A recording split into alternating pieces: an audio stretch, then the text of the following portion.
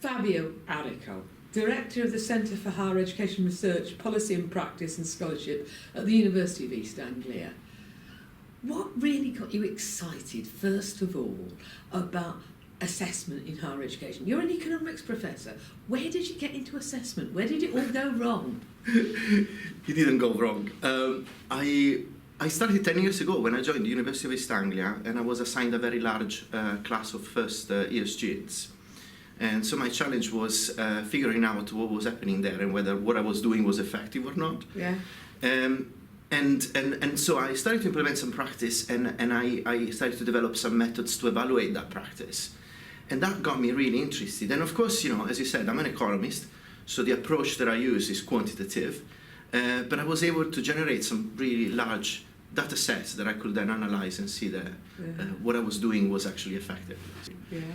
And if we were asking you to think about what kinds of things in assessment you think really should be consigned to the dustbin of history, what would they be? We are having huge discussions, and I think they are taking place everywhere, about closed book examinations. Yeah. As far as I'm concerned, I'm very happy to see the back of them and never touch them again. I don't need them. Why? We've used them for years, tried and tested, Fabio. Yes, but whenever the students are going to be locked in a room without being able to talk to each other, consult any kind of resource, and being invigilated by dragons, is that realistic? Is that something that they're going to experience in the job market anywhere they're going to go? Not at all. So why should we do that to them?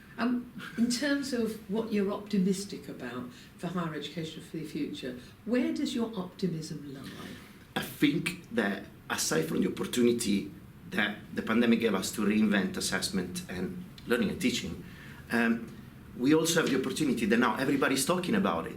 Also those colleagues that perhaps were not the most engaged with the learning and teaching practice, everybody's talking about it. So it's not just the experts, it's not just the people that come to this conference, everybody's talking about this. And so this is the time when change takes place. So why do you come to the Assessment in Higher Education Conference, Fabio, as a regular? I come to the Assessment in Higher Education Conference because the quality of the presentation is extremely good. So there is always opportunity to learn something. Yet, at the same time, people are extremely friendly and approachable. So I managed to establish the network of connections, collaborations over the years, and it's fantastic. It's been developing ever since. What do you get most from the keynotes, the papers, or the interactions? So, from the keynotes, I get inspiration about what could be patterns for further research and for what I might be actually get engaged in the future. From the talks, I get ideas here and there, little tricks and little experiments that I can actually introduce in my classroom and test and evaluate myself. And from the networking?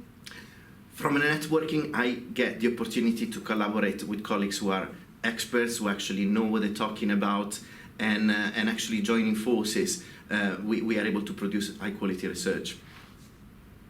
Thank you.